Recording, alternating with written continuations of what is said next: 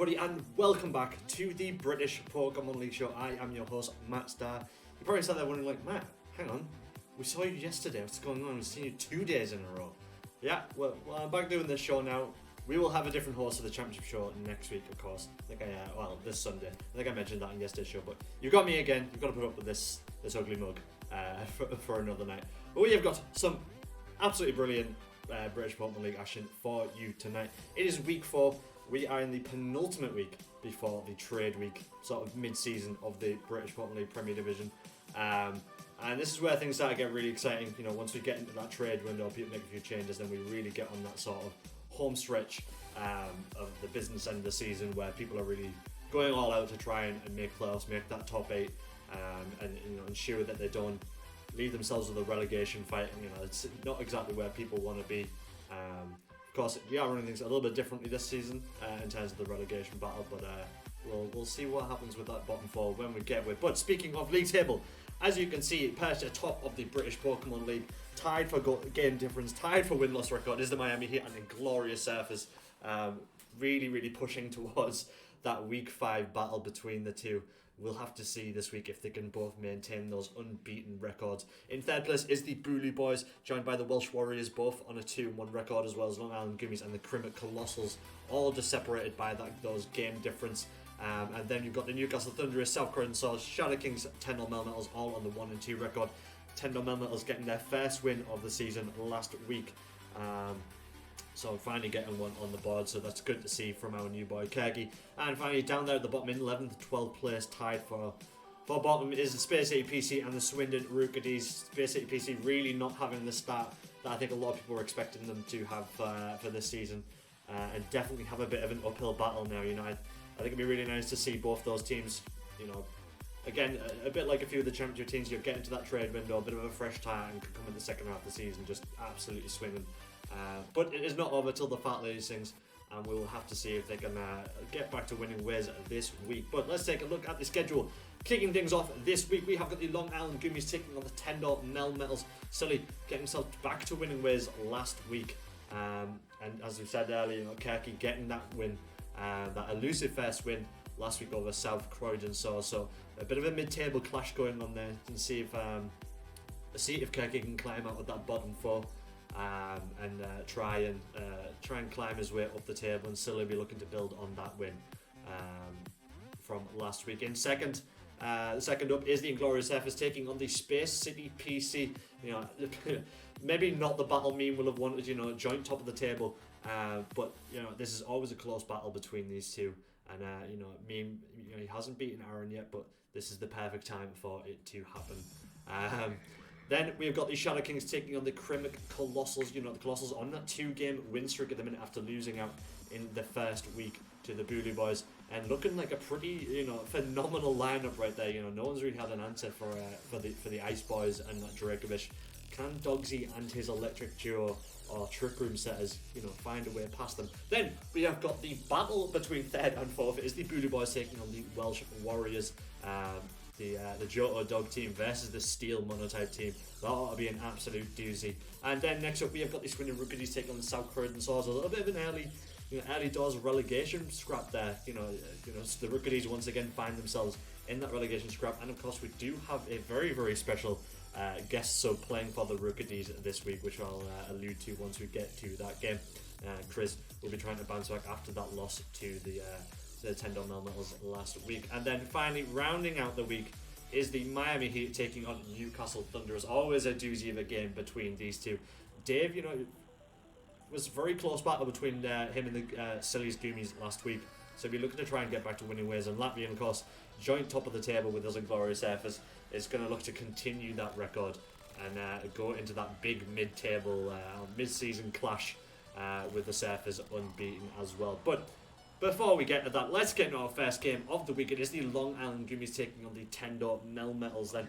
So this ought to be an exciting battle for sure. You know, I think that Sun duo, Torkoal and Venusaur, just skip this song, fucking hell.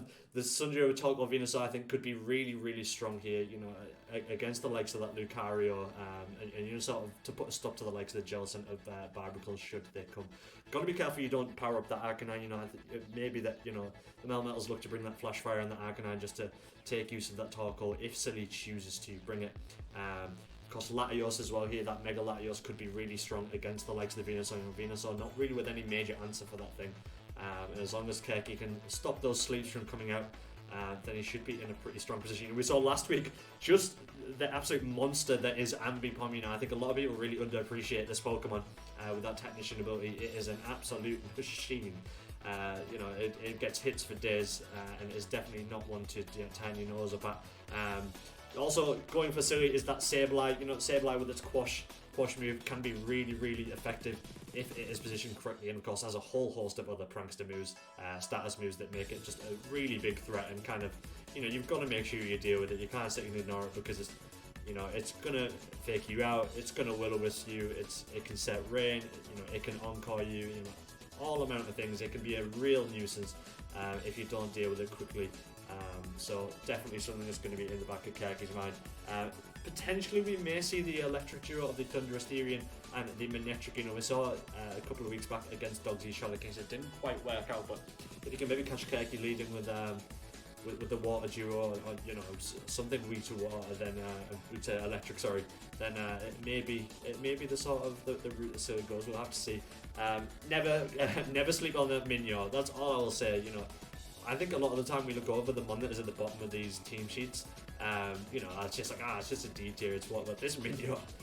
There is always a Mon Silly finds that just has this little niche thing that he's able to get everything out of, and this thing, you know, we haven't seen it since week 1, but, you know, is it going to return this week against the Melmetals?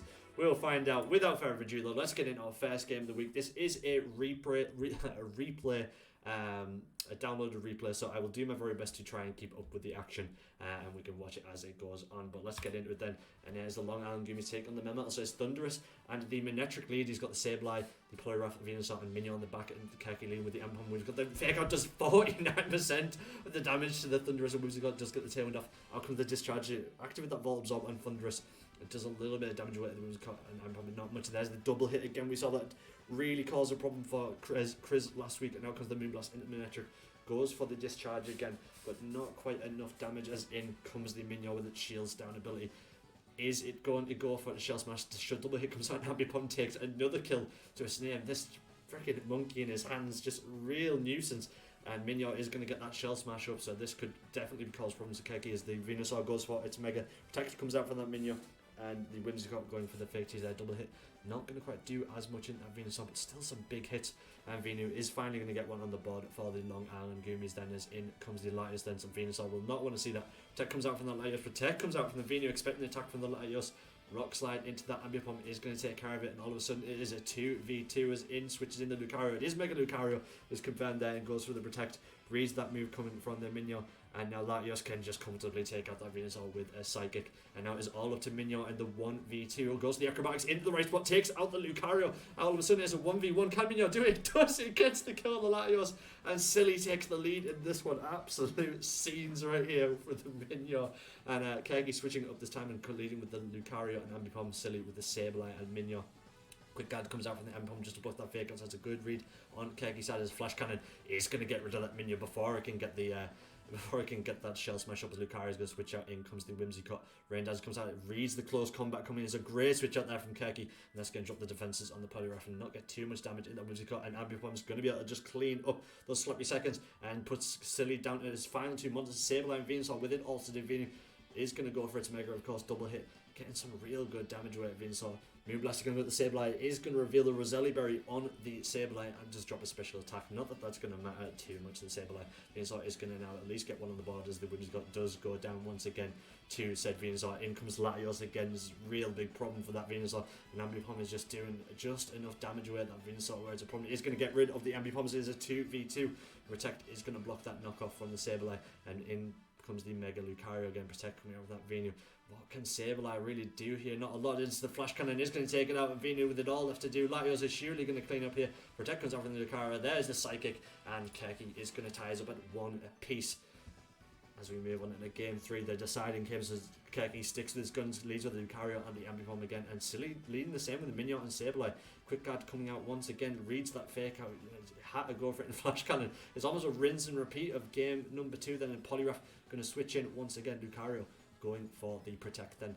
Protect coming out from the Poliwrath as well. It's going to read that double hit coming in, and this time Sableye goes the knockoff. Just drops that Silk Scarf on the Ambipom, so it's going to be doing a little bit less damage. Whereas if Rain Dance comes out with the Sableye, the Liquidation is going to get rid of the Ambipom, and it is now 3 apiece then. Latios coming in once again. Protect from the Latios. Ice Punch, is it going to do anything? No. Whimsy managing to live. Is it going to be able to return? It is, and it takes out that Poliwrath then. This is a 2v3 knockoff, going to get blocked by that Protect again, and in comes the Venu. Not where Silly would want to be with that Venu facing down the Latios again.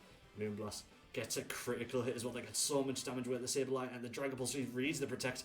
Takes care of the Sableye now. Venu with it also do. Fake Tears comes out just to make sure, and Latios gets the job done. And Crymych then gets himself yet another win on the board. 2 wins in 2 weeks for Crymych and his Tendo Melmetals onto a 2-2 record. You know, made a bit of a rough start to life in the British Open League, but he's really bounced back and seems to be getting to grips with that team now. And you know, Latios and Lucario just taking names, man. They've just been so solid for him.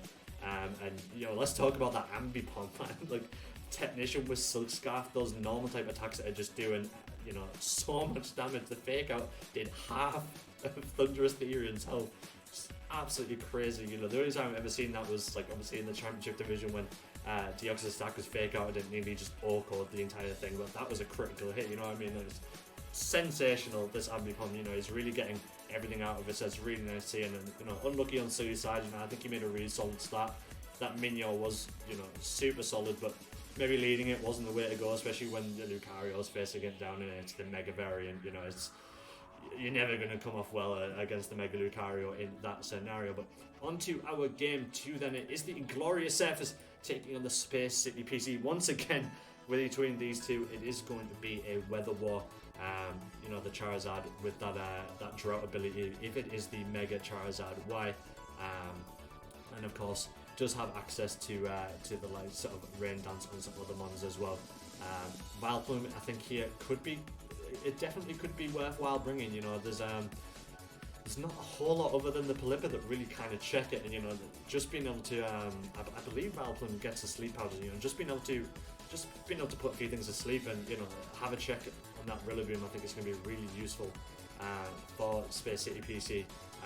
You know, if you can pair it well and manage to sort of work around the weathers, because, you know, Aaron is going to be switching that Pelipper in and out like it's doing the hokey cokey, shaking it all about, and you know, it's going to be able to just activate that Swampert's Swift Swim ability and really just sort of go off.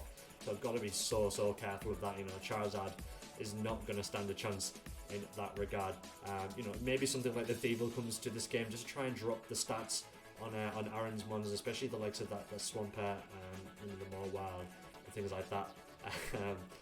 You know, just try and slow down what Aaron wants to do. You know, if he goes on that hyper offensive route, you know, might be looking to sort of go down the route of the Mienshao or Raichu for the fake out or follow me sort of pressure, just to try and keep the damage away from something like the Charizard, or if the Tapu Fini is going to go for the setup.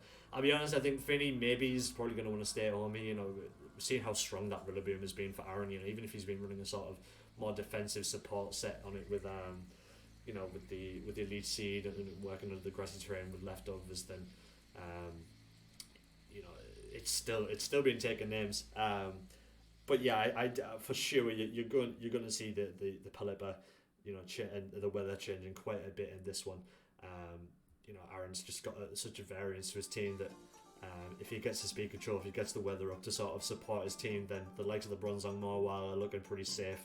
And Swampert is just free to sort of switch in and really do the damage. And Rillaboom can just sort of come in with that priority Grassy Glide and really sort of clean up.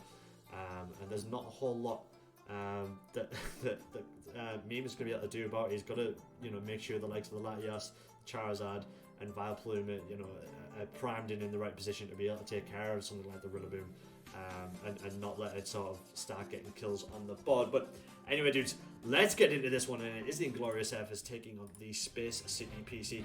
Meme has got the Mienshao and the Raichu as the leads, got the Thievul, Tapu Fini, the Latios, and the Charizard in the back. Aaron's kicking things off with the Crobat and Swampert. Then so Crobat we've seen a few times running that wide lens and Hypnosis. Aaron just putting things to sleep left, right and centre. So Swampert is sat next to it. So it does look to be the Mega on Aaron's team. So is Aaron going to go straight away for the sort of Pelipper swapping? Or is Meme going to be, is he going to expect Meme to sort of read that and maybe just go for a tailwind on the Crobat and just try and get Swampert moving first? Of course, the inner focus is on that Crobat, so no good faking that out. Swampert is going to go the Mega Dual Wing Beam comes out, and that's going to take out of the Mienshao. Mienshao goes down, so kill already on the board for Aaron there as the Electro Web. Of course, not really going to affect Swampert. He's going to drop the speed on the Crobat. Out comes the high horsepower. He's going to drop the Raichu down. It's already looking like a bit of a desperate start for me, but he has at least dropped the speed on the Crobat, which is good. Now can the Latias take out the Swampert? When he does get Grass Knot, I'm not too sure if it gets Energy Ball, but he's got to do some big damage with the Swampert, especially while there's no speed going for it. But Raichu is in a little bit of a pickle. Yeah, is the Grass Knot from the Raichu. The Psychic comes out, is going to take care of the Crobat, and Swampert is going to be able to just get the Darkest Lariat off, and that's some really big damage away to the Latias, as in comes the Rillaboom. Then Grassy Terrain is going to go up. It is 3v3. Aaron with a very, very strong, sort of hyper offense, and really come out of the gates swinging.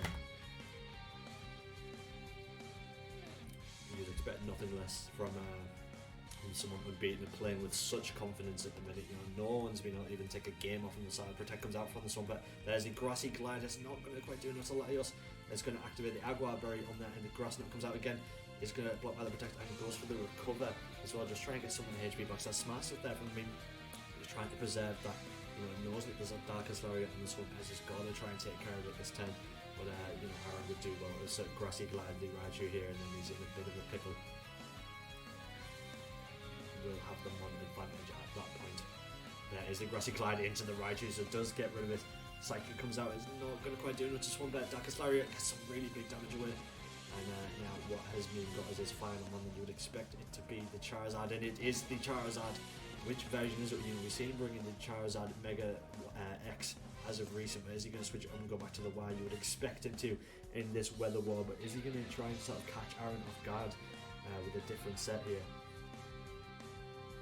It is the Y version, gets the Sun up. Protect is going to come out from that Rillaboom, so good stuff now. Aaron goes for the double Protect then. So blocks both attacks, and that would have been a great way for him to get back in the game there, but he's still looking pretty strong here. He's going to be going before that Swampert. Aaron's surely going to be trying to switch in the Pelipper. Just reset that weather straight off the bat.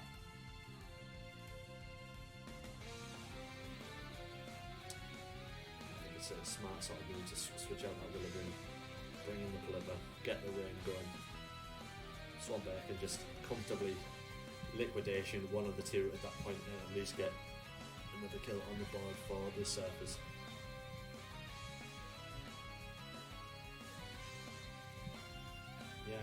There he is, the Pelipper does switch in for the Rillaboom. In comes the Drizzle, liquidation into that Charizard, gets the critical hit as well to boot, and it is now a 3v1. Swampert does go down to that Psychic, so it's a 1v2, but now the Latios with it all to do against the Rillaboom and Pelipper.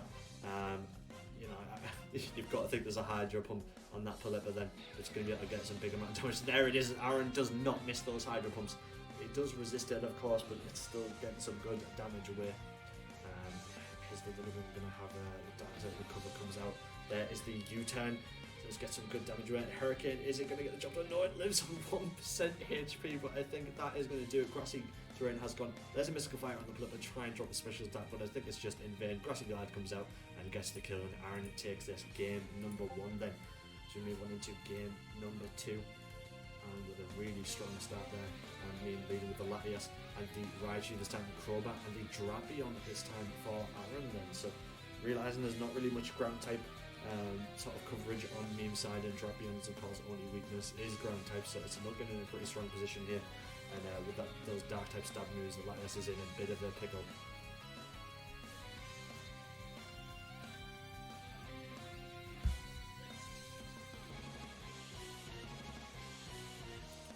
At least try and stop the Crobat from getting the tailwind up, but I said it's got in focus, so fake out no good here. Could at least fake out the Drapion, potentially just stop it from getting any damage off and go straight and tap it on the Crobat.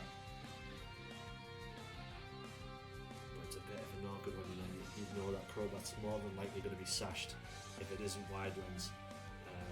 So you're really playing a guessing game, trying to work out what item Aaron has got. Is the switch out? In comes the Mienshao. Out comes the Hypnosis on lands it again. The Electro Web comes out. He's going to drop the speeds on the Drapion, and that Crobat then gets some big damage off. And then a Crunch comes out in the Raichu. Is at least going to break that sash and get some good damage away. But that Mienshao is switched straight into a Hypnosis. Another move that Aaron just never misses. He's not missed a single Hypnosis this season. It's genuinely balmy. His Electro Web is going to miss the Drapion. Then that's huge.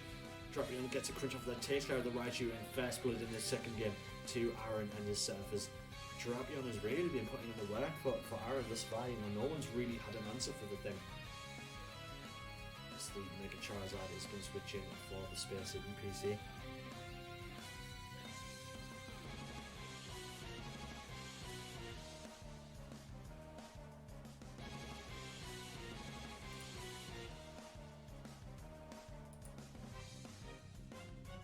Yes, he makes a switch out, and the wake up on the Mienshao is going to go close combat. Oh, gets some big damage, but not quite enough to the Drapion. There's the liquidation, gets straight. The Mienshao does not stand a chance. Out comes the Rock Slide from the Drapion, and it is now a 2v4. And Meme really on the back foot now. Charizard got to go on the offensive, but you've got to think it's not going to comfortably live an attack from that Drapion. And you know, Aaron's kind of sort of safe to just switch in the Pelipper here. Yeah, he might even do right to sort of not even go for the Mega here and just try and protect it, just delay the weather switch. Just trying to read Aaron bringing in that Pelipper. He goes straight for the Mega. Swampert also goes straight for the Mega and goes out for a protect. Solar Beam, it's going to get blocked by that Swampert. It's good stuff there. Sunny Day from the Latios, maybe expecting the switch in. Rock Slide from the Drapion. The Charizard just about hanging on from that. It's 4 times effective. So that was a really, really big hit. Meme really with it all to do now. Swampert's going to switch out. In comes the Pelipper then. Is the Latios going to go for the Sunny Day? The Mystical Fire comes out. That's just going to do nothing to that Drapion. And the Solar Beam is red. And now once again it's all up to the Latios. And a really strong game from Aaron Team Ash, and is going to consign Meme to a 4th defeat in a row. It's just not been able to get anything going since playoffs with this new team. And you know, you've really got to hope he can bring it back in the next couple of weeks. Drapion gets the killing blow, and Aaron takes the 2-0 in this one. Then, yeah, it's you know, it's unfortunate to see on Meme's side. You know, he had such a strong season 3 and, you know, debut season. Just to see him sort of struggling at the bottom there is very unlike him. But he did have a very difficult matchup there against Aaron's side, and I said Aaron is just a man in form right now. He's a man on a mission. For sure, GG's to both players on that one. Really, really fun matchup. And you know, that Drapion, man. Oh, someone needs to put a stop to that thing pronto, is all I'm going to say. On to our third game of the week then. It is the ShadowKings taking on the Crymych Coalossals. ShadowKings losing out last week to the Bulu Boys, stopping that little bit of a, you know, redemption arc, getting that win in week 2. So Dogsy is going to be trying to get himself back on the board with a win here, but has got a phenomenal foe ahead of him, the Crymych Colossals, you know, on a 2-game win streak, and looking really, really strong. You know, no one's really sort of been able to put a stop to that Dracovish thus far. And the Hail duos of Vanilla Xarxazalt, Sanchez to Alola, along with the Togepi Kangaskhan, have just really, really been putting in the work. And, you know, Butterfree has come on the very odd occasion as well, just to start putting everything to sleep. And, you know, you've got to give full credit to Dr. Dave. You know, this team, I think a lot of people were a little bit unsure of it. You know, going into the season, it looked kind of, you know, one-dimensional is the wrong word. Obviously, there's 2 different weather modes. But I think a lot of people were a bit unsure what to expect, would be the best way to put it. Those who knew Dr. Div, obviously knew what he was going to do, and knew definitely not underestimate him. And anyone who has thus far is definitely unwise. It's been really great to see this team just pulling off the W's. So long may it continue, but it's got to get past this Dogsy and ShadowKings team here. You know, I think definitely Dogsy's best bet is going to be trying to get that Trick Room up with either Aromatisse or the Bruxish. You know, just go on the defensive to big and win.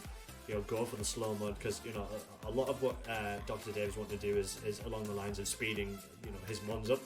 You know, Arctozolt with the Slush Rush, and Sanchez Alola, and then, you know, Dracovish with the Sand Rush, Extra with the Sand Rush.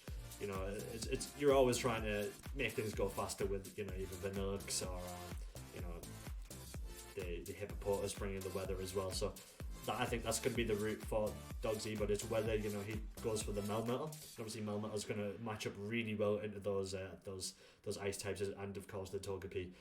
Or is he going to go along the lines of the Abomasnow or Arctivish, just go for all out damage and use his own hail setters and ice teams against Dr. Dave.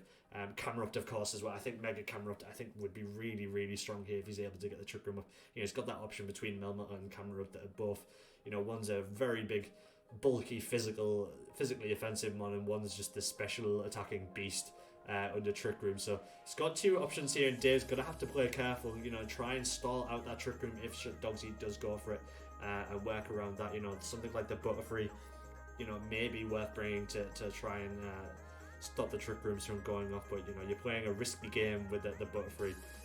That it's so frail, and if Dogsy's running some kind of berry or something to stop the sweeps, then you're in a bit of a hatchy-matchy situation. But anyway, I'm gonna stop my rambling. Let's get into this one. It is the ShadowKings taking the Crymych Colossals. So you do join in 10 number 2. Got recording this one a little bit late, but all that's gone down so far is a little bit of damage with the Hippopotamus, and Trick Room has gone up.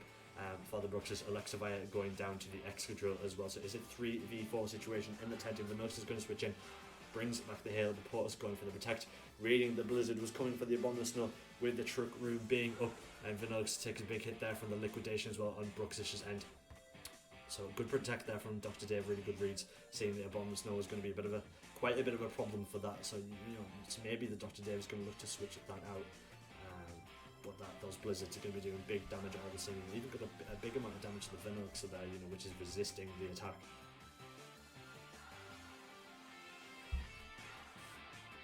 Protect coming out from the Venox then, and out comes the Stealth Rock from Hippopotamus. There's the Blizzard. Hippopotamus going to go down to that Blizzard, and Dogsy is going to tie us up. The Liquidation going to get blocked by that Protect, I'm sure. Dogsy was maybe, might have been going for that Hippopotamus slot, but Venox protecting all the same. What is Dr. Dave going to bring us? In comes his Sandslash, then it is Steel Ice type, which it's not going to really be affected either way by the Liquidation or the Blizzards here. So Dogsy's got to be careful here with only the 2 turns of Trick Room left. He's really going to start getting things down. As the Earthquake comes out from the Abomasnow, then gets a big damage with a Sandslash, takes down the Vanilluxe. Liquidation. Oh, the Sandslash just about hangs on, but does get the defense drop. Ironhead is going to take care of that Abomasnow, and all of a sudden it's a 2v2 then, 1/10 of Trick Room left. What is Dogsy's final mon in the back, and what is Dr. Dave's final mon in the back? It's going to be the Excadrill for Dr. Dave, and in comes the Camerupt. Then is it the Mega variant for Dogsy? Then you would very much expect so. Not revealing it on the Abomasnow, so you really think the Camerupt is going to be it. It is the Mega Camerupt. Out comes the Eruption, and Excellent Sandslash absolutely do not stand a chance through that. They go down, and Dogsy takes this game number 1. Then we said during the preview that Camerupt in Trick Room is going to be a problem. So Dr. Dave really got to try and stop that Trick Room going up. Goes for the Sandstream, and Vish then going on the Sand Rush route then, and he's got to stop that Bruxish from getting the Trick Room up here. Electivire, you would think, is going to come out with a Follow Me. Potentially going to go down. There's the Vicious Friend. Electivire does indeed go down, and Raw comes out from the Hippopotamus. Smart stuff there from Dr. Dave. Raw sending that the Bruxish right out, and in comes the Camerupt. Really not where it wants to be in front of the Dracovish. No Follow Me, or Storm Drain here to stop the Camerupt from taking a hit of Dracovish. So Dogsy potentially going to have to swap that thing out and go on the offensive with the Abomasnow. But really smart stuff there from Dave. You can see the Trick Room coming, and plays around it very smartly. Does indeed switch out. In comes the Bruxish, and in comes the Arctozolt, then Ice Shard. So it makes a great read there from the Abomasnow. And the Vicious Friend still does so much damage to the Bruxish, but good reads there on both ends, making the smart switch outs there, keeping those mons alive. Dr. Dave still with that mon advantage, and in a very strong position. That Bruxish cannot now safely go for the Trick Room, so he's got to try and make do and go on the offensive and try and bring this one back with the Arctozolt. Is going to be going first with that Halo, and a Bulbeak is going to be doing a big hit to that Bruxish. There's the Vicious Friend, so Bruxish is going to go down. As the Iron Tail, so no Bulbeak, it's a really big hits away. The Blizzard not quite doing enough, and no Freeze coming out, and that is a shame. As leftovers on the Arctozolt. Then in comes the Mega Camerupt then to try and save this, but Vish is going to be moving fast, and it is not living. It is categorically not living a Fisher's Rent. You know, no calc in the world is gonna save that Camelot. But it does go on for the Protect, then he's going to just try and hope that he can get a Blizzard up. A Bolt Beak is going to take care of the Abominable Snow, and that is going to do it for this game 2. Dr. Dave is going to be able to tie us up at 1 apiece then. Really strong game 2 from Dr. Dave. That Raw on the Hippopotamus, proving to be a right menace as Hippopotamus going to switch back in, change the weather back to Sandstone. Fisher's Wren comes out, and down goes the Mega Camelot then. So it ties us up at 1 apiece, and we're going to be yet another game 3 for the Crymych Colossals. Dogsy leading the line, this time with the Thwacky and the Bruxis, so he's going to try and you would expect to go for the fake out then, this time on one of those 2 months, you know, or even a Grassy Glide. You know, Grassy Glide and the Hippopotamus is going to do some big damage, try and take it out. He's got to get the Trick Room up this time. You know, I think he's read that information from that game too, that if the Trick Room goes up, that it's not going to go well, and it's, you know, for sure going to just sort of domino effect from there. What a crazy match, by the way, guys. This has been so quick, you know, as the fake out does come out into the Hippopotamus, and so Frieza coming. Brooks is going to attack the Fisher's Rend, and he's going to be able to get the Trick Room up, though. More importantly, you know, Thwacky is going to be able to at least get some damage on. You know, it might even be worth sacking the Brooks at this point, just be able to get that sort of free switching, you know, to the either the Mega Camera, to the, you know, you'd expect the Abominable Snow here to try and take care of that Dracovish.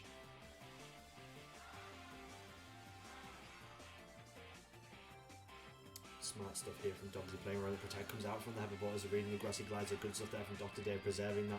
And Dogsy doubling into the Hippopotamus. Fisher's Wren is going to take care of that Bruxish, and now it is 4v3, but Dogsy with 4 more turns of Trick Room, sorry, 3 more turns, as in comes the Abominable Snow. Is going to reset that weather, bring out the hail, and that is going to be doing the chip damage to the Hippo, the Dracovish, and the Thwacky for the next couple of turns at the very least.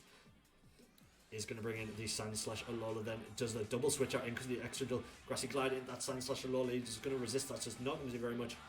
But Blizzard's still doing a huge amount of damage to that extra drill, and you know, that was a smart thing to do there for Dr. Dave. I think, you know, the double switch out just preserves both mons. You know, knew the Hippopotamus was going to take a big hit there from either the Abominable or the Thwacky. Couldn't risk the double protect, but extra drill will have not enjoyed that. I'm not too sure there's a Protect running on it. You know, it sort of sat in front of that eruption, like, you know, the poor peasants in front of Krakatoa. Out comes the Blizzard's going to take care of that extra drill. Sandslash comfortably tanking that hit. There's a Hammeram from the Thwacky. He's going to get rid of the Sand/Alola, and all of a sudden it's a 3v2. Dogsy just turning this one on his head, and 1 more turn of Trick Room to go, and it's just all up to Hippopotamus and the Dracovish then. You know, Dr. Dave's got to try and stall out this 1 turn of Trick Room. How much damage is you know, a Grassy Glide and Blizzard's going to do that Dracovish? Protect on the Hippopotamus, of course. There is the Grassy Glide. It takes it down to half HP. Grassy Glide on the Abominable Snow as well. Fish goes down. It's all up to the baby Hippo in a 1v3, and this looks to be that Dogsy is going to get himself back on the board with a W, and Dr. Dave going to take that first defeat for the 2 weeks and move on. So they're both now on a 2-2 record. But really, really well played from Dogsy. This is very much a back and forth game. Blizzard Hippopotamus does actually manage to hang on. Grassy Glide is going to get rid of it, and there it is, the 2-1 to Dogsy then. So GG to both players there. Really, really fun one to watch, that one. I really, really enjoyed that. It was sort of as interesting to see how that one was going to go. You know, of course, a lot of mons on Dr. Dave's side, that when the weather comes in, their speed is kind of activated and, you know, go brr. But yeah, that Trick Room going up for Dogsy was all important. But I mean, the raw on the Hippopotamus is just genius. Just love it. You know, I thought maybe that there might be a yawn, or it might just sort of go on the sort of double into it, try and take it out. But the raw was definitely very, very effective there. You know, props to Dogsy as well. He, you know, saw the raw coming, readjusted, brought in the Grookey with the fake out, and was able to put a stop to that. So yeah, really top. You know, strong players from both players, and it's what you want to see here in the British Pokemon League. On to our 4th match of the week then. It is the Bulu Boys taking on the Welsh Warriors, and it is 3rd versus 4th. You know, the 2 teams trailing our leaders in Miami Heat and Inglorious Surfers, both going to want to get the win here.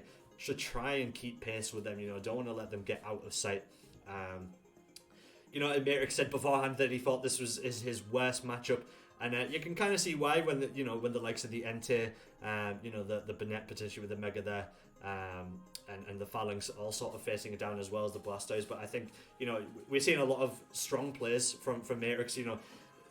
Steel Monotype is probably one of the stronger Monotypes, but I think Matrix has sort of made a very good account of himself and started the season very strongly. I think those who maybe didn't know Matrix probably saw that Steel Monotype team and were like, this guy's memeing, like this is going to be just sort of a bit of a farce, but it's proved very much the opposite of that. And I've got to give full credit to the guy that he's really been making it work. And I'll be honest, on a personal level, he might have said it was a bad matchup, but I knew for a full fact that he had something up his sleeve to put a stop to a lot of the things that counted his team. So I was very excited going into this one. But as mentioned, that Entei going to be looking really strong here against the likes of the Metagross, Klefki, Togepi, well, just most other things that aren't called Heatran. Entei could go down the special attacking route like we saw last week, or has got the more stronger physical attacking route with the Sacred Fires and things. So Matrix definitely with a bit of a feather in his cap with their Heatran, can, if he doesn't decide to lead it, he can try and switch it in, sort of reading an attack from the Entei, and obviously with that Flash Fire ability, he's going to buff up its attacks and going to take no damage from it either. So definitely a good get on Matrix's side. You've got to think that the Klefki's going to come either try and get those screens going, or as we've seen on many weeks, has got switcheroo on, then switch something like an Iron Ball or the Lagging Tail, just sort of be a bit of a nuisance while sort of buffering some of that damage coming his way. I think he sort of identified that there's a few very, very strong weaknesses on that team. If you've got a lot of poison on your team, then Matrix isn't worried about you, but otherwise, fighting, ground, fire are a bit of an issue. But yeah, this is there's definitely it's hard to call. There's definitely a few mons on the Bulu Boys side that are very good counters to that Warriors team, but going the same way, if Matrix can play around with the switch-ins, use the likes of the Empoleon to his strengths, Empoleon going to really counter the likes of that Entei, then I think he's in a very good position. That Matrix's team is of course pretty damn slow. Has got the speed setters in the Skarmory, of course has Tailwind. You would expect that to be running either Steady or a Focus Sash, just try and keep it in the game and get that speed going. But can also go down the Trick Room route with the Clan, which we saw against the Miami Heat last week. So a few options for Matrix and his Warriors team against this Bulu Boys lineup. But I'm going to stop my rambling. Let's get into this one. It is the Bulu Boys taking on the Welsh Warriors, and there is the Entei, the Banette, the Raikou, Persian Lola, Blastoise, and Jirachi on the Bulu Boys side. Matrix kicking these off with the Skarmory and Togedemaru. Then so the first going to read the Wakandori and the Focus Sash, and the Togedemaru has got the Metagross, the Klefki, Heatran, and then Empoleon in the back. Then so we very much expect that Metagross to be the Mega variant. Steelix, there's a Banette, is the Mega, goes to the taunt on the Skarmory. Out comes the Heat Wave from the Entei, does hit and takes the Togedemaru down to Sash. Skarmory taking a big chunk of damage there. The Togedemaru going to go for the Nuzzle and going to slow that Entei right down with half its damage and going to leave it wide open to taking the Coalossals hit. But a pretty strong offensive start from the Bulu Boys side, but definitely not over just yet. You've got to think that there's the hyper offense duo of either Empoleon and Heatran, Empoleon, Metagross, or Metagross, Heatran sitting in the back, waiting in the wings. So definitely got to take care of that Togedemaru before it does, any more shenanigans with those nuzzles. Does get the nuzzle on the Mega Banette as well. Then body press from the Skarmory, not going to quite do too much, but Scorching Sands is going to get rid of the Togedemaru, and the Shadow Claw going to come out from the Banette, taking down the Skarmory. Critical hit to boot. And it's now a 2v4, but in comes the Heatran and the Metagross, and as I said, I would expect that to be the Mega variant, and this is a very scary lineup to be going against here. You can't really put a stop to that Heatran currently with the Entei. You would expect that Heatran to be choice-scarfed, as it has been quite a few times for Matrix. The Scarf Eruptions really been playing havoc for teams thus far. It's just been taking names left, right, and centre. It's going to go for them straight away for the Mega and the Metagross. I think he has to pin up against the wall here to get 2 big kills and even things up in this game number 1. It's going to very much depend what is in the back for the Bulu Boys.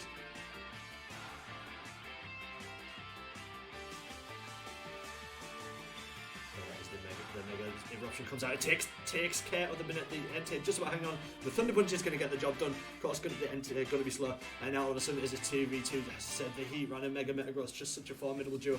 In comes the Raikou and the Blastoise. Then, of course, no Mega on that Blastoise already revealed on that Banette. Raikou is going to be pretty fast here, but not faster than that Heat Run with Eruption. It's going to take a big chunk of HP from that Eruption for sure. Blastoise is probably not going to care too much about it, but you know, Thunder Punch revealed on that Metagross is certainly going to really hit that thing hard.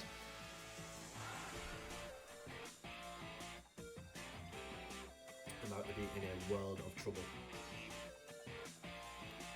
Blastoise is going to be much slower than Metagross here, and Merrick's going to know that. Merrick's definitely in a strong position here to close out the game early doors in this one.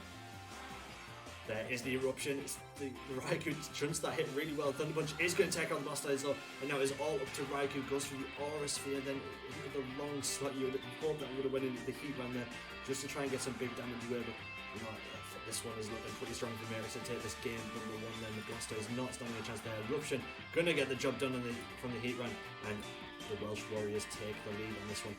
Maxstar, the Bulu Boys change things up, goes for the Dogs duo of the Raikou and the Entei, as in comes the Empoleon and Klefki this time, so Merrick switching up with the support duos. You would expect that Heat Run and the Mega Metagross to be kicking around in the back though.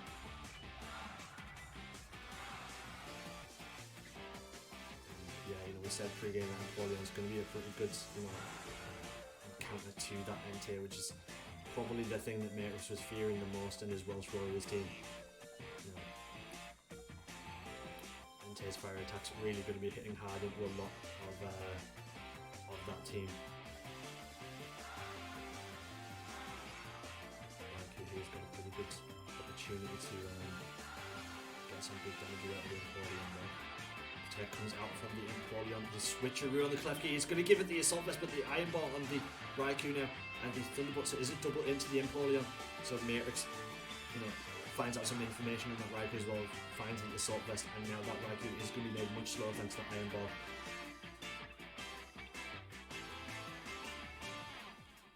The double into the Empoleon not going to work thanks to that Protects. A good read there from Matrix. Scotching Cells, the Empoleon takes it down to half HP. It is Life Orb causing that Entei. The Dazzling Gleam is going to come out, but just do a little bit of chip damage, and the Scald is going to get the job done on the Entei, and it is now 1 down for the Bulu Boys, but the Raikou going to get that kill back. The revenge kills on the Empoleon. It is now a 3v3 then. So Klefki unable to get any support moves off, but he's going to be able to just keep doing the chip damage away with those Dazzling Gleams.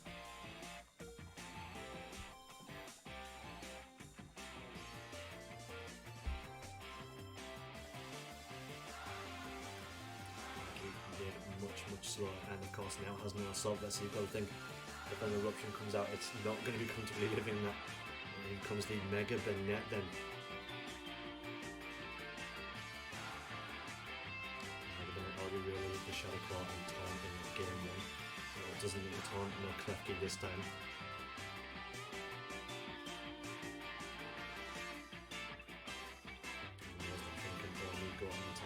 That goes for his Mega. It's going to come out. The Metagross does go for Protect. Sees the Will-O-Wisp coming, so stops that from doing too much damage.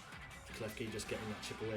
Now comes the Thunderbolts. The Assault Vest really helping the Klefki now. It's going to be comfortably living those Thunderbolts, where I think would have been doing a lot more damage beforehand. The Bulu Boys going to go for the Will-O-Wisp again on that Metagross. Just try and sort of half the damage it's going to be doing. You know, you saw how much damage the Mega was doing in that game number 1. But got to be careful in case the Heat Run comes in. In comes their Heat Run. Thunder Wave comes out, so it's going to be slowing that Heat Run right down. Out comes the Dazzling Gleam again. It's going to take both monsters down to half HP. And Thunderbolt and that Klefki is going to have the Klefki just hanging on there. But the speed drop on the Heat Run is going to be very, very valuable for the Bulu Boys side.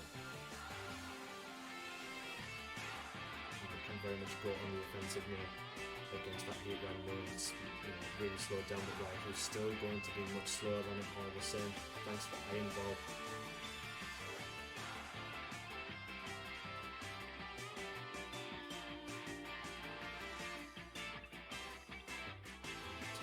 Number 5 then, Bulu Boys trying to get themselves back into this one. It is still 3v3. Coalossals could end up being huge if it's going to trigger paralysis. The speed drop alone could be handy, but the paralysis, stopping Heatran from moving here could be a huge time for the Bulu Boys side. There's a Shadow Claw, and Heatran gets some big hits away. Dazzling Gleam again. Right here at the net, just hanging on. The Heatran isn't going to move. Klefki's going to go down. All of a sudden, there's a 2v3. Is the Mega Metagross now going to switch in as Matrix's final mon? He's already seen that there's a Will-O-Wisp on that Banette. So are the Bulu Boys going to just go on the attack here with a Shadow Claw? Or is he just going to go for the Will-O-Wisp on the Metagross, try and half that damage and use that final one to try and take out the Heatran or the Metagross? And Balls with such a nuisance on that rifle, they're just making it move so slowly.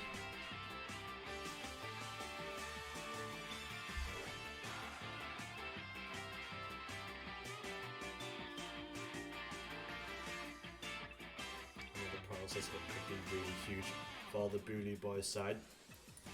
There's the Will-O-Wisp into the Mega Metagross. There's some good stuff there. Stomping Tantrum is going to get rid of the Mega Banette, and Air Power on the Heatran going to get rid of that, but now that Heatran is locked into Earth Power with its Choice Scarf, as the final one on the Bulu Boys side is the Blastoise. It's the final hope to try and bring themselves back into this one. Got to try and take care of that Metagross out, because the Thunder Punch, the Blastoise does manage to tank that thanks to that burn. Scald is going to get rid of the Heatran, and now it is Blastoise versus Mega Metagross. Then the Thunder Punch did 40% last time. How much is a Scald going to be doing to that Mega Metagross? Takes it down to 80%. There is the Scald, and oh, the Mega Metagross just hanging on the burn. She's down to 3% HP, but that's going to be it. The Mega Metagross is going to be moving first, and oh no, such a close game too. And Mega Metagross going to be able to get the job done here and give Matrix the 2-0 and get himself back to winning ways and move up to the 3-1, the 2-0 of the Bulu Boys, and Matrix wins the battle. GG's to my boy Matrix. That was a really that game too was so unbelievably close. I needed specs on the Blastoise, and not being able to protect there made me very sad. But yeah, it was a really fun battle. I was not expecting it to be that close after the game one. I was like, man, this is not good. I seem to only be able to either win or lose 2-0. I don't know what game 3s look like this season. So I was not expecting that to go beyond there. But yeah, it was really fun. GG's. And we will move on to next week, try and go back to winning ways, and Matrix will move on to, I said, to 3-1. On to our 5th game of the week, and it is the Swindon Rookadies versus South Croydon Saws. Of course, the Swindon Rookadies with a little bit of proof after Crizzle knocked them out of playoffs in Season 3. But of course, it is not Draco at the helm for the Swindon Rookadies this week. We are going to welcome back, until the mid-season point, our boy, French Weo42, Jürgen Hopp, at the helm of the Swindon Rookadies. Is he going to be able to the guy to save the Rookadies and their season? Or is it going to be more or less the same with the Rookadies? We will certainly find out. Of course, Draco has been bringing quite a sort of support-heavy lineups in recent weeks, but it sort of goes all out the window with Jürgen Hopp coming in. Who knows what he has got in store? You would expect the Meowstic is going to be really strong here. Just put a stop to that Hitmonlee with those quick guards and fake outs. And with the stat drop moves, it's going to be able to really sort of put to work on the likes of the Cresselia, the Bulu, the Moltres, Galar. The Darkrai could also be really strong here against the likes of that Cresselia, but got to be careful. Leading into something like a Tapu Bulu, if it's going to play rough on board, then that is going to really hit hard and hurt that Darkrai, and it's not going to be able to get the damage off before it goes down. Something like the Riolu or the Togetic could also be really useful. Just those follow me's or fake outs from the Riolu are going to be really powerful. And of course, is going to be a Prankster Weather Setter as well. It's got the Sunny Day or the Rain Setter, which is going to sort of pair up really well for that Kingdra. Just activate that Swift Swim ability, allow it to go first. Which is going to be good for taking on the likes of the Goodra or the Bulu. Or the Flareon. The Kingdra looks to be pretty strong here. But yeah, it's pretty hard to call what Weo and the Rookadies will do. Crizzle, he's got to try and put a stop to this rot with this team. A lot of people, when he sort of started the season, thought that Crizzle's team looked to be one of the strongest, but it's not been quite working out for him so far. He's come very close to the wins in the last couple of weeks, but not been able to quite get the job done. But, I mean, Cresselia is still just such a monster. You cannot understate that thing. It can just sort of sit there, calm mind, and just keep living attacks for days and days on end. And the Comfey as well, such a strong support one. It can just sit there and floral healing, and either work well with the Moltres Galata proc or Weakness Policy, or just keep something like the Cresselia or a Goodra sort of kicking around and staying alive, as the BGs would say. But this could be a really close battle. Be interesting to see if the Rookadies can get one over on the South Croydon Stars, and if Chris can put a stop to that losing run. But let's get into this one then. It is the Syrian Rookadies taking on the South Croydon Stars then, and there is an absence of support ones this time on the Rookadee side. It is a Meowstic and Kingdom of the leading line with the Scizor, Darkrai, Togetic and Gliscod in the back. Gliscod and the Yagan have obviously going hand in hand. Crizzle kicking things off with the Hitmonlee and the Tapu Bulu Hitmonlee with that Unburden ability, and the Grassy Seed going to give it that defense buff, and Unburden is going to make it super fast. So of course its Fake Out is going to be going fast here. Does Mr. Hop go straight on the offensive with the Rain Dance, try and activate that Swift Swim on the Kingdra? You'd expect Crizzle's got something planned for that, and just try and read that you're hitting these things can be going straight on the offensive for the Fake Out, and put a stop to that. If that Tapu Bulu is running the play rough, then Kingdra could be in a little bit of a pickle early doors.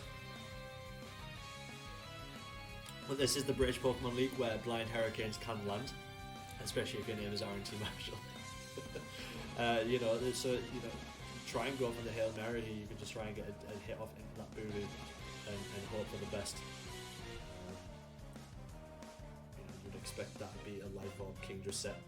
Just try and get as much damage output as you can. Make full use of it, getting the speed control with the rain going up. Mr. Hop and Chris taking their time to decide what they want to do on this opening time. Quick Guard comes out from the Meowstic, is going to read that Fake Out to Smash it there from up. Hurricane comes out, it's the Hitmonlee just about hand, does land the blind Hurricane. And there's the Horn Leech, it's going to get some big damage with it, hit the Kingdra. And that grassy terrain going to just regen some of that health for Hitmonlee and Kingdra. But a good start there, a great read with the Quick Guard. And Crizzle now knows that's a thing, knows the Quick Guard is there and can't risk the Fake Out in the future.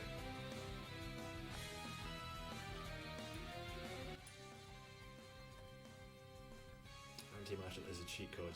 He's our cheat code though, our favourite cheat code. Good opening 10 for both sides there, I think. Good information on Chris's side, and landing that there Hurricane, getting the damage away Heavenly is really important.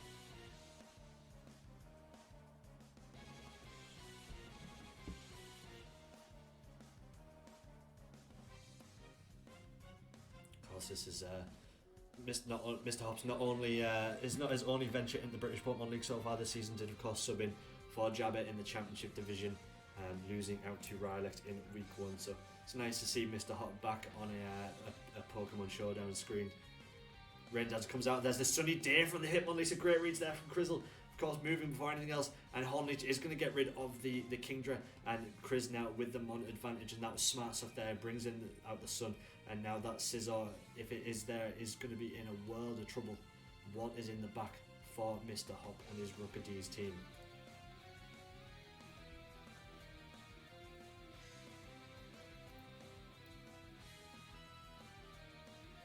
Darkrai is in the back then, so what is going to be on this Darkrai? We've seen the Gravity and the Dark Void in the past from Draco. Is he going to go on the same line, just try and put both mons to sleep?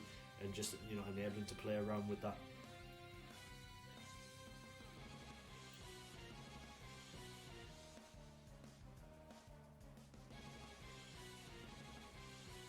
Darkrai obviously it's got very high special attack apart from anything, but it's also very fast.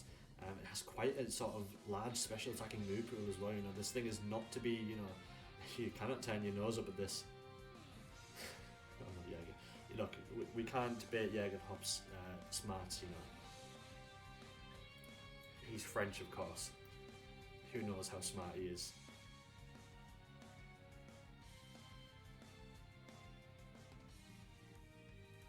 On to 10, number 3 in this one though, and Chris with that Mon advantage. I said, a lot of good information thus far for Crizzle, in great read there to stop the rain that's coming out, and getting rid of that Kingdra. I think that early on is very important, but now got to try and stop this Darkrai against Darkrai. Also weak to the fairy attack potentially from that Bulu, but that Bulu only using the Horn Leeches this far, so is it maybe choice items? You would think, maybe a choice band Quick Guard is going to come out.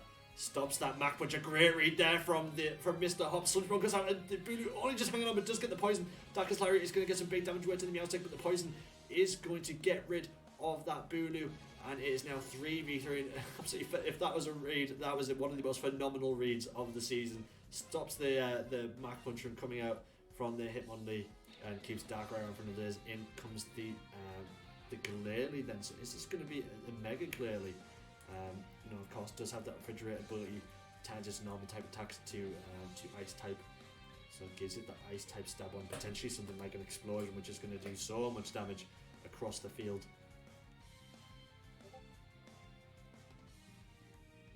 Clearly, it was a bit of a surprise pickup on Crizzle's end, but just having that sort of extra mega slot there, just as a to throw something up, do something a bit different. It's always nice to have, really catch your opponent off guard if they're not expecting it.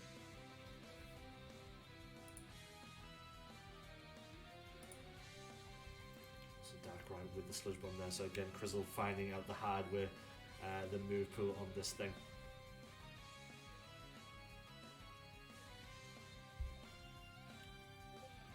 Both players really taking the time to sort of think about what they want to do here.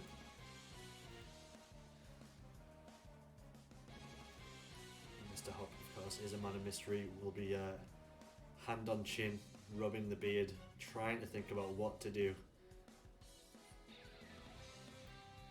Very nice to see our favourite Frenchman back in the British Pokemon League. There's the Blaze Kick from the Hitmonlee, just gets the critical hit, but not quite enough. Dark Pulse from the Glalie is going to knock out the Meowstic, but there's the Thunderbolt. Doesn't quite do enough to the Hitmonlee, but is going to get the Paralysis, which at least going to half his speed. And potentially, the Paralysis are going to hit, but it is now the advantage for Chris. In comes the Scizor then. Very scary time if you're a Scizor with that sun being up, knowing that Blaze Kick is on the Hitmonlee is not going to comfortably survive that under the sun. But of course, does have access to that Technician ability and Bullet Punch, that priority Bullet Punch you think is going to be enough to take out the Hitmonlee, and then can focus down onto the Glalie. This is not over yet. It's got to get rid of that Hitmonlee for sure. It's been really putting in the way. It's been sat there since turn 1, just comfortably just taking hits and knocking things out. The sunny day, really nice move choice from Crizzle. Plenty of Pokemon left to play indeed, Mr. Hop.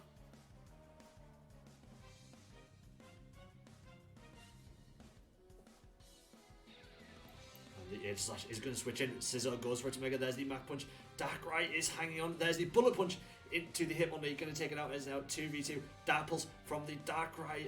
So that was that an amazing read.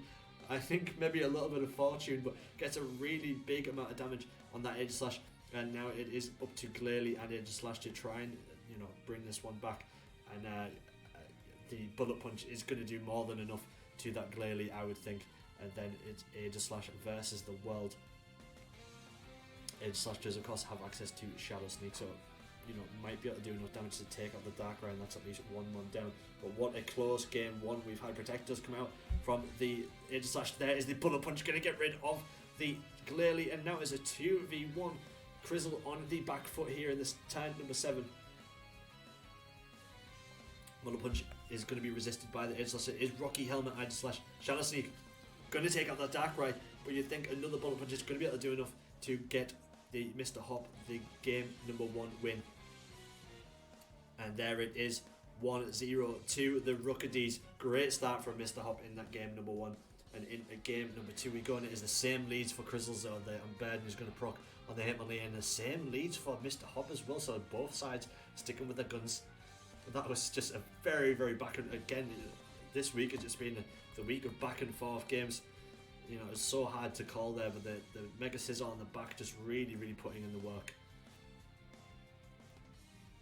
And just really able to comfortably deal with that Glalie and just kill off that Hitmonlee in the end.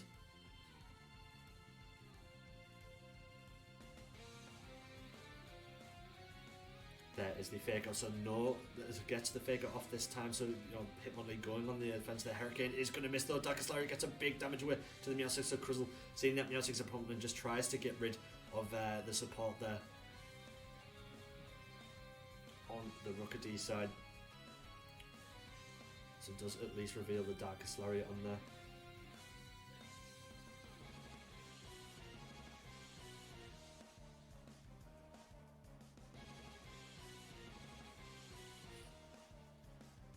Missing that Hurricane could indeed be huge, so it does prove that they don't always land. It is of course an accuracy move. So does Chris try and make the read here and see the Rain Dance coming? It's very much a war of attrition, this one. The cards on both tables, it's like a game of poker. Mr. Hop can go for the Rain and try and set up King Jug, but potentially Chris can read that and go for the Sun, but Mr. Hop can also try and expect that coming and go for something else on the Meowstic.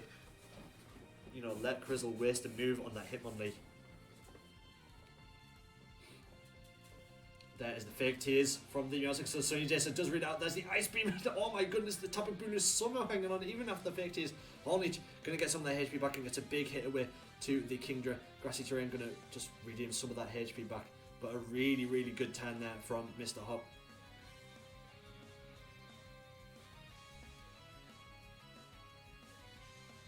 Tapu Bulu, this is one bulky Tapu Bulu, I will say that much. Somehow living the Ice Beam there. I know it wasn't stabbed, but still, after the fake tears, special defense drop, absolutely phenomenal. So it has been revealed that it isn't a choice item either, because it has went for the Horn Leech.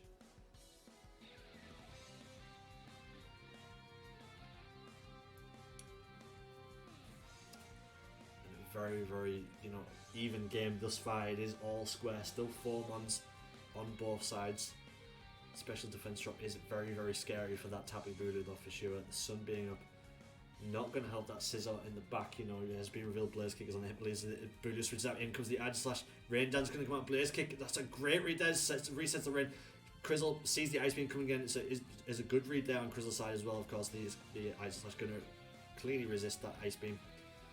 And Aggressive Terrain as well, just getting the Hitmonlee back up to full HP and just bringing some HP back up on all sides. Ah, yeah, sorry, Merix. Yeah, just it was over pretty quickly. Quick Guard is going to come out as he reading the map and says Sunny Day going to go up. Hurricane going to miss though, so good weather change. The Edge Slash is going to go for the rock side. It's going to get rid of the Kingdra. Meowstic just about hanging on there. There's now a 4v3, so Crizzle getting the Mon advantage again, and Sun now up. So does Weo try and reset said weather? Try and play a bit of Weather Walls. As in comes the Dark Ride, and so of course already been revealed. There's a Sludge Bomb and Dark Pulse kicking around on that thing, and the Thunderbolt. So, this thing is very much a jack of all trades. Some may say jack of all trades, master of none. I say just Jack.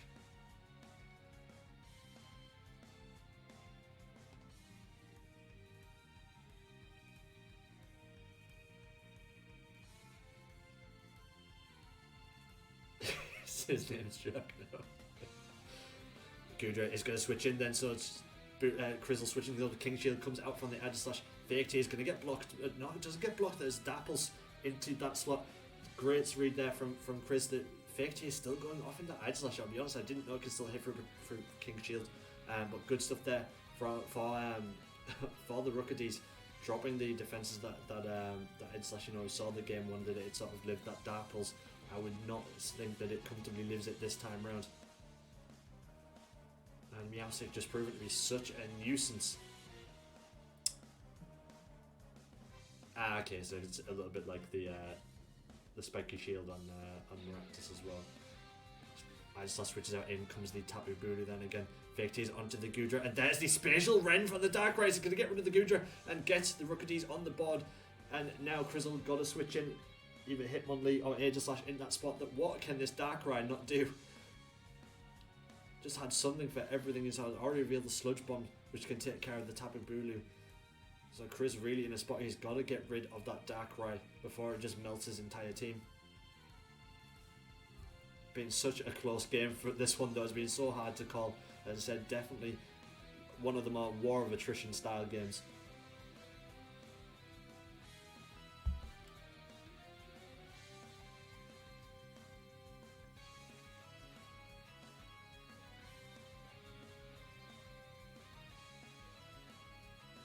Hitmonlee going to switch in then, maybe seeing the sludge bomb coming.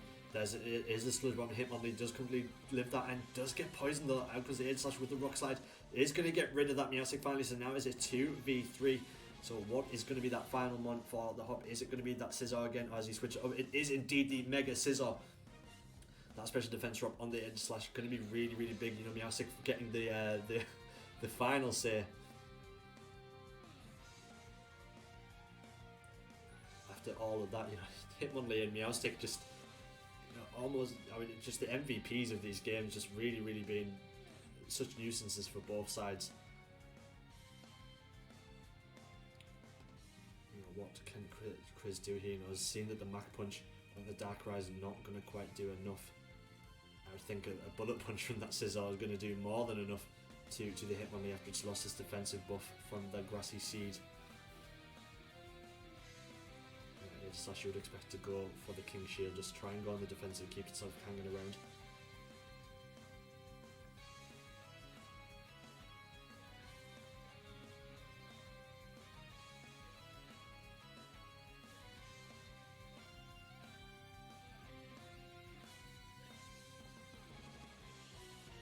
Slash, there it is, does go for the King Shield then. There's the Bullet Punch and Hitmonlee does not stand a chance. It is a 2v2. Dark Pulse blocked by that Edge Slash King Shield, but you've got to think it doesn't live another one. What is the final one? It is the Tapu Bulu then. So Scizor not even going for the Mega that time and still able to take out the Hitmonlee. Absolute scenes here in the British Pokemon League.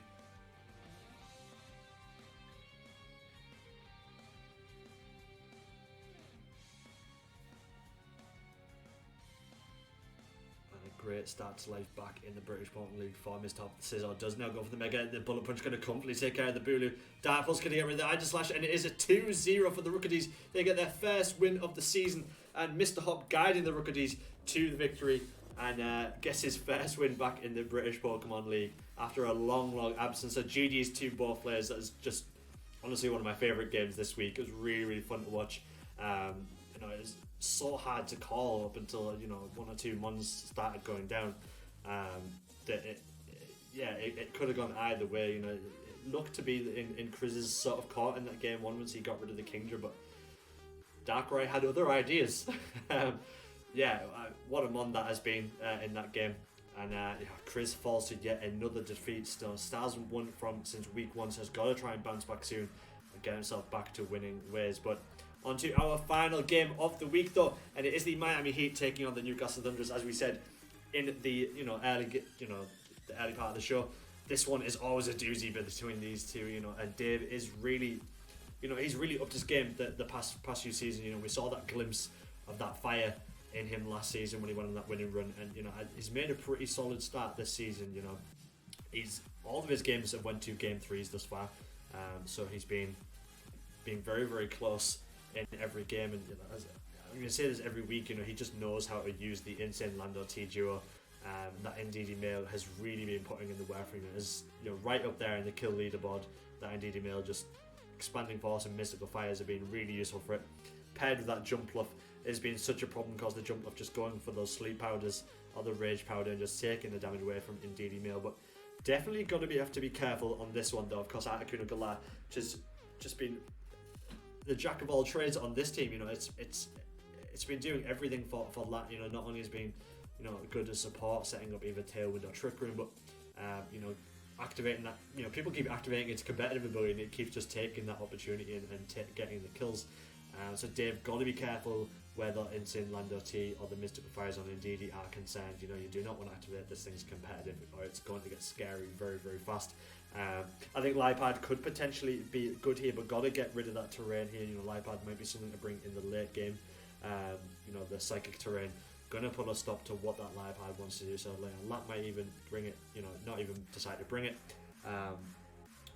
But it's been such a problem the past couple of weeks for Lat's opponents. You know, and it's another one of the ones that Latvian just knows how to use it very, very well, and get a lot of.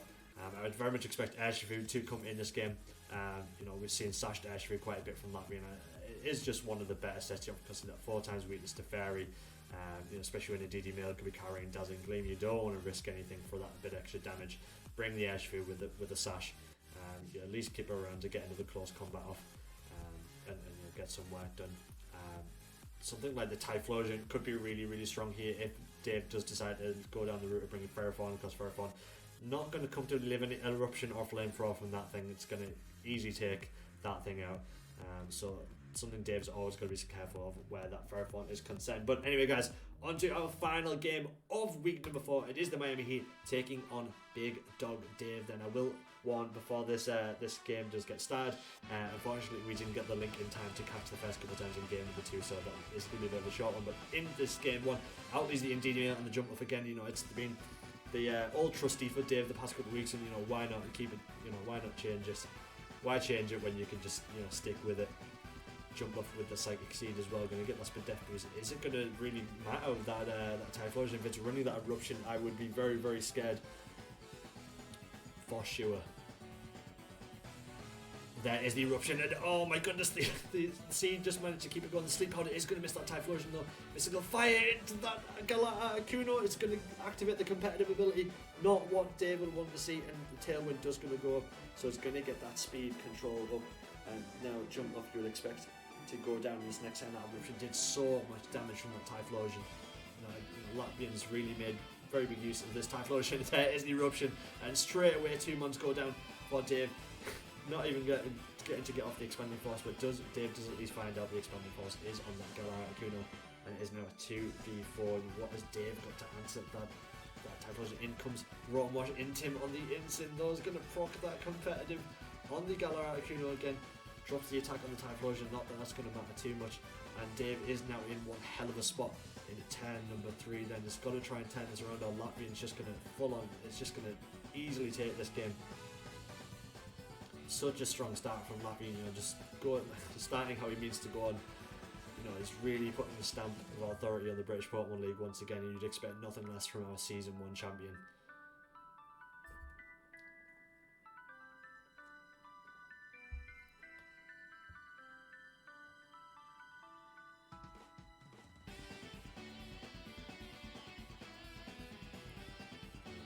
Try and really get the damage off with that Rotten Wash, but you know, Latvian's in a strong position being up. You can switch out, and there is a switch out into Primarina. Air Slash going to comfortably take care of the instant. There's a Thunderbolt into the Primarina. It's a great read there from Dave. You know, sees that the switcher might be coming in. Doesn't quite do enough to the Primarina. Primarina is a little bit bulky, but you know, not very enough. There's the Expanding Force in the Rotten Wash. Does reveal the red card. Moonblast though is going to get the job done, and Latvian takes the lead in this one. I said we're going to switch in to game number 2. We're already 3 turns in, and as you can see, Indeedee and Jumpluff already down, and it is Latvian has revealed all Pokemon on his side. Galata, Kuno, Primarina, Typhlosion, and the Sea King is there. And as you can see, you know, Latvian's made the read with that Rotten Wash quite clearly, and Lightning Rod being activated a couple of times for that Sea King. Ferrothorn now on the field, attacking to come out from that Rotten Wash Ice Beam into the Ferrothorn. Latvian maybe going for the freeze. It does get the lead seed off. Dave, you know, going to be able to just slowly chip away at Primarina's health.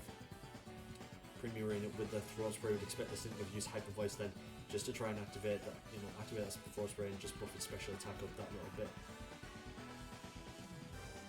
Put a very, very strong start in this game too for Latvian as well. You know, 2 months down early doors again. You know, it's really sort of fallen to bits in this game for Dave. He's just not been able to match the sort of slaying prowess. There's a knockoff on the Sea King. Will-O-Wisp out from that Rotten Wash to try and do a little bit more chip damage. Moonblast in the Primarina is going to take out Rotten Wash though. There's the Body Press on the Ferrothorn, and it's a 4v1. Ferrothorn now with it all to do. You've got to think that Typhlosion in the back is going to be too much for that Ferrothorn to handle. It may be able to do enough to take these two out. You know, Ferrothorn is very, very bulky, but I think he's just left himself with too much to do. In comes the Galata Kuno. There's the Ice Beam. You know, still going for the freeze. The lead seed misses though. That could have been the opportunity to try and bring himself back into this one, but all the same, I think it's just leaving himself with too much to do. Latvian's comfortably got this one, and he's going to be able to go to 4-0 then. Still unbeaten.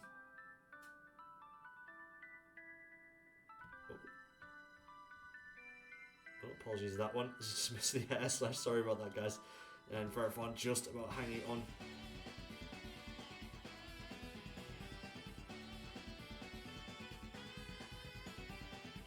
Protection coming out of the front one, just slowly trying to chip away. I think it's just, yeah, it's too much for everyone.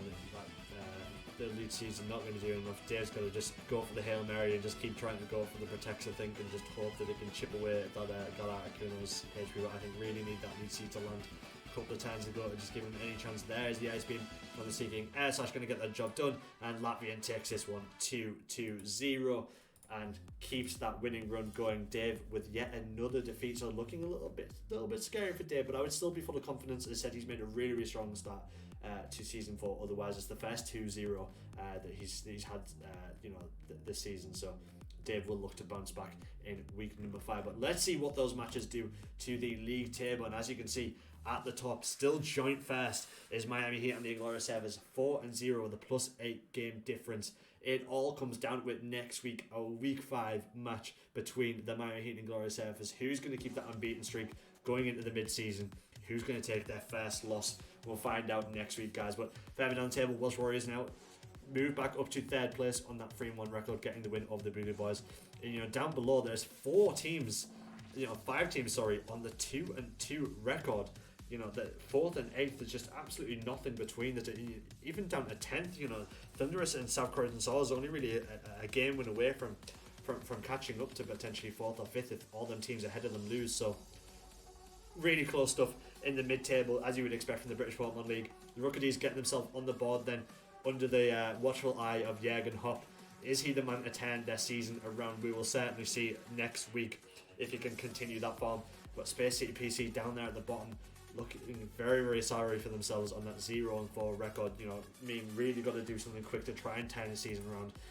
Got to get the win at least next week, or he leaves himself with a very big task in the second half of this season. But guys, that is going to do it for this week's show. We will be back, of course, next Monday at the same time, 8 o'clock, on this here Twitch channel, twitch.tv/British Pokemon League, for the week 5 action, and of course that very exciting matchup between the Miami Heat and the Inglorious Surfers. I hope you'll join us for that one, and of course all the other battles going on during week number 5. I've been your host, Matt Starr. I will see you all next week. Goodbye and good night. Mwah.